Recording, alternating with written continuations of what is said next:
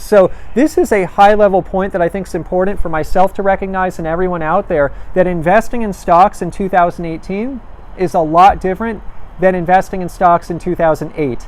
And so when one is averaging into positions in 2018, one is buying stocks, the realistic expectations for growth, for yield on cost, a function, quite frankly, of the starting price where one is buying the stock, it's not going to be as great. One isn't going to see the returns that I experienced in perhaps the stocks that I bought in 2008.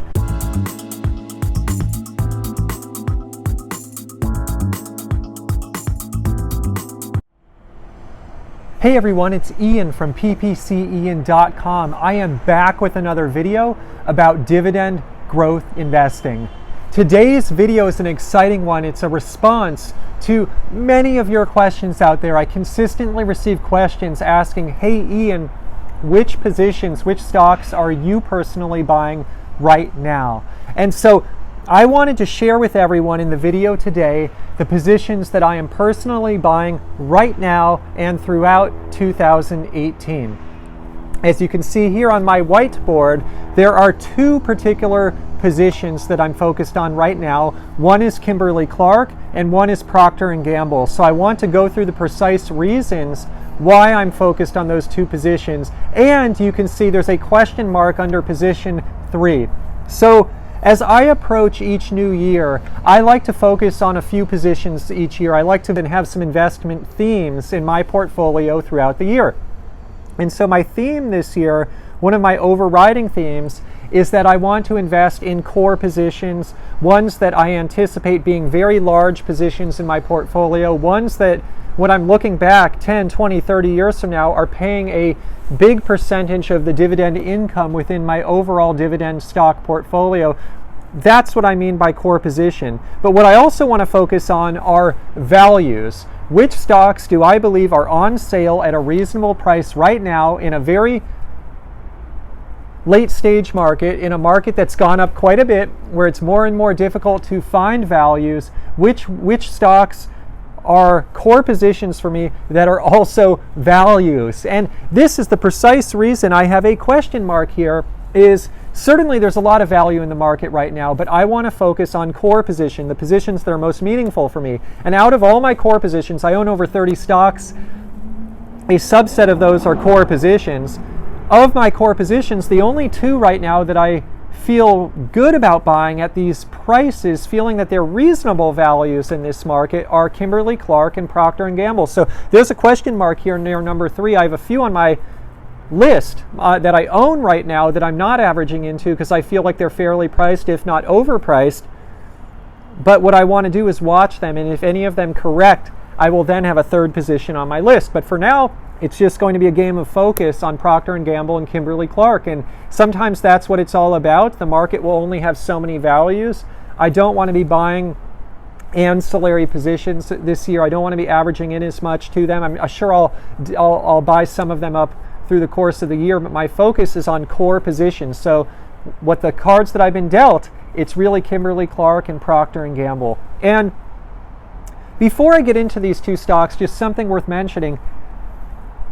These selections are a reflection not only of the value in the market, but also my own portfolio. They're a reflection of where my portfolio is at. I have a more mature portfolio. I've been investing in dividend stocks in the stock market for over 20 years, and my portfolio has reached a certain size. And at the size that it's at now, I am comfortable, quite frankly, taking on lower perceived levels of returns, lower dividends, for stability. And so what I'm doing in essence here is, yes, I'm buying into these world-class companies that are core stocks in my portfolio at reasonable values, but what I'm also doing is I'm de-risking my portfolio. These are the types of companies that have very little perceived risk in the future, so I am de-risking, and I'm doing that potentially at the consequence of returns, but it makes sense for my portfolio because of the size that it's at now. I have enough ancillary positions. I have enough mid-sized positions that might add a little more growth to the portfolio. I even have a whole section of the portfolio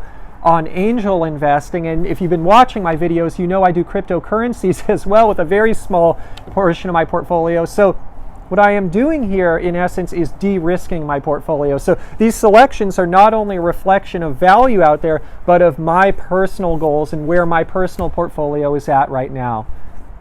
So what I wanted to do in the video today is share some of the reasons that I love Kimberly-Clark and Procter Gamble right now in 2018. Let's start with Kimberly-Clark. The PE price earnings ratio is at 18.62. This is lower than PEs that I've typically seen for most of my holdings these days. Most of my holdings, core holdings at least, world-class companies have PEs in excess of 20. Some of them are in the mid-20s or even high 20s. For me, PE ratio, it's really important to be buying when it's lower. And so 18.62, I'm comfortable with that. I feel like it's a reasonable value in a market that's kind of a later stage bull market. Yield is 3.43%. That's a starting yield.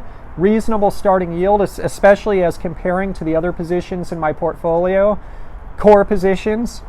Within 10 years, if Kimberly-Clark keeps up the same dividend growth rate that it's experienced over the last 10 years, my yield on cost will be 5%. An important point here, the 5% that I would expect to receive yield on cost from Kimberly-Clark after 10 years, it's reasonably good, but it's not that great. It's quite frankly a function of the fact that we're in a later stage bull market right now, and the best values that I can find are trading quite a bit higher than one would expect in a bear market, in a down market. And so this is a high level point that I think is important for myself to recognize and everyone out there, that investing in stocks in 2018 is a lot different than investing in stocks in 2008.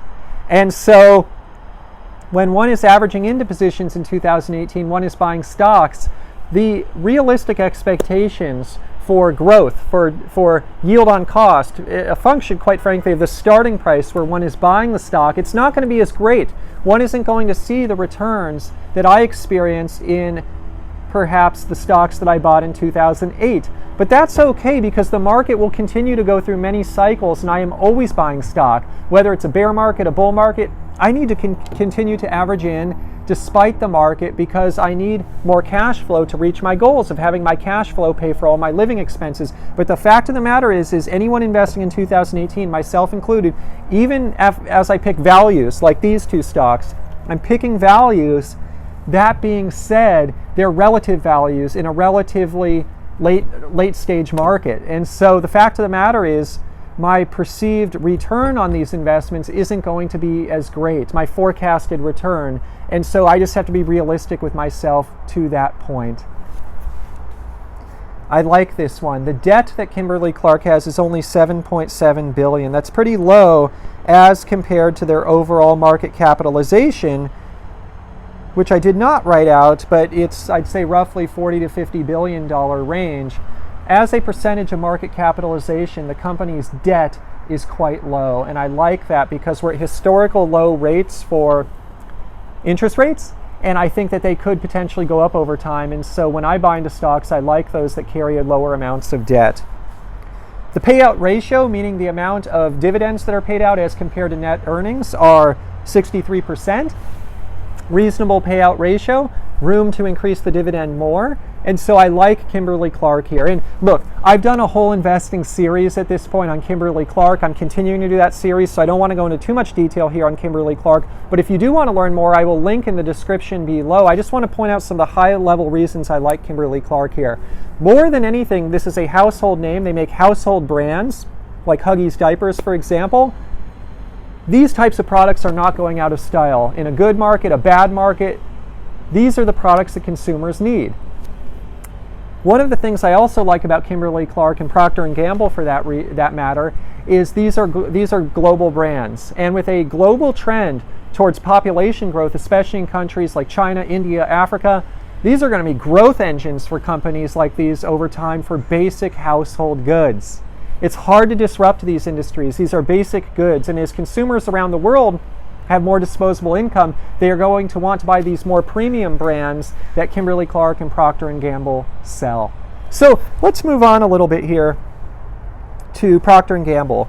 This one, the PE ratio is remarkably low. It's 15.69, and this is a trailing 12 months PE ratio. It's trading at 15.69 times earnings. If you want to learn more about PE ratio, I will link in the description below. It's one of my favorite metrics for dividend growth investors. And PG, Procter & Gamble, is trading at a reasonable price right now. Yield is 3.06%, so a little bit lower than Kimberly-Clark, but still a reasonable yield. In 10 years, I could expect that to hit 4% if the historical trends from the last 10 years hold up. Again, not a game changer. When I was buying stocks back in 2008 and 9, there are positions there I'm yielding now upwards of 15% yield on cost.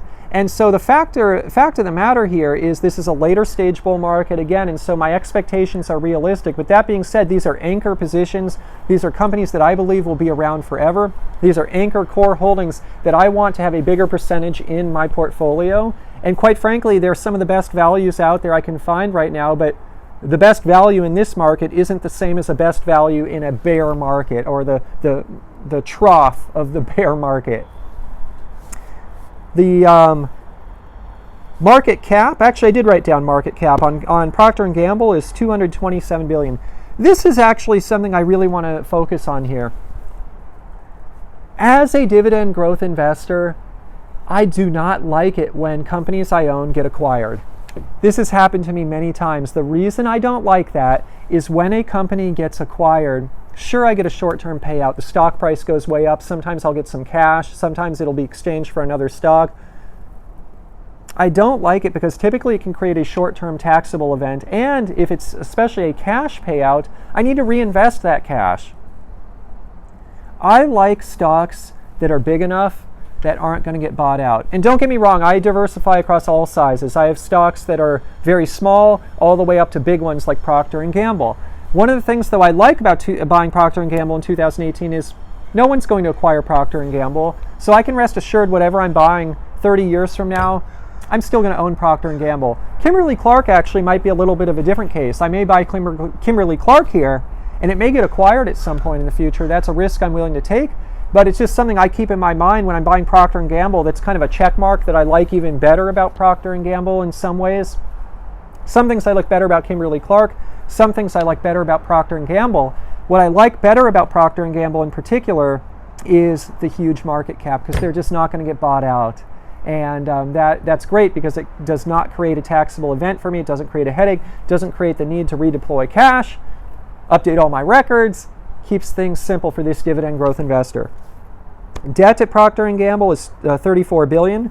It's pretty low, again, as compared to this $227 billion market cap. So very low amount of debt. I like that. Payout ratio, 72%. A little higher than I like, but still reasonable.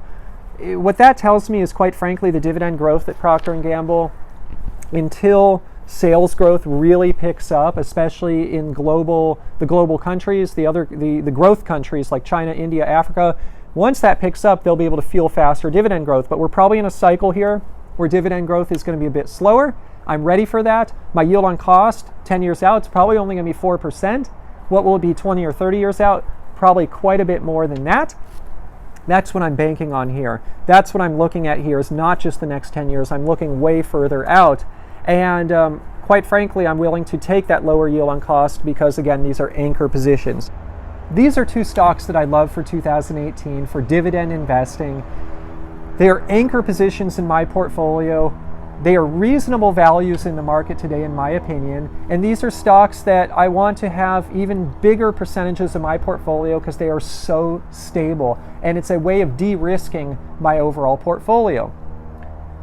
That being said, they're not necessarily going to drive tremendous gains for me in the next 10 years, but very well they could. If our market starts correcting anytime this year or next year, I'm always averaging in and I'm buying all the way down. And so that's something to always keep in mind as a dividend growth investor as well, is it's not just one and done, it's a game of averaging. And I've been buying these stocks for a long, long time. I own both of them. And so I will continue to be buying them for a long, long time, and especially in 2018, I'm going to be increasing them. And I hope at some point one of my core holdings, another one gets onto this list. And that's the funny psychology as well of dividend growth investing, is it's really good when the stock market is going down because we can secure better values and we can get a better starting yield, which means yield on cost is going to grow quicker, or it's going to grow bigger because the starting yield is bigger. Thank you so much for asking that question. I know a lot of you have been asking for a while, Ian, can you share more of your stocks? I'll do more of that over time. One of the reasons, however, I don't do this as consistently as some of the other bloggers out there or video bloggers is the fact that dividend growth investing is about commitment. It's about picking one's own strategy, and it's about sticking behind one's strategy. And just because these two stocks work for me right now, it may not be the same for others out there because it's a reflection of my portfolio as well and where my portfolio is at. If you liked the video today, I please ask you to subscribe, to like, to comment. All of that means the world to me. Thank you so much for your support. Before I leave today, a full disclosure, I am long on both Procter Gamble and Kimberly-Clark. I own both of these positions in my portfolio. I have for a long time, and I continue to average in. Also, a friendly disclaimer, this is not investment advice. I'm not a licensed financial advisor. If you are going to go out and invest money in the stock market, please do consult a licensed financial advisor first. Today's video is just for your fun and entertainment. Thanks everyone. I will see you in the next ppcian dividend investing video.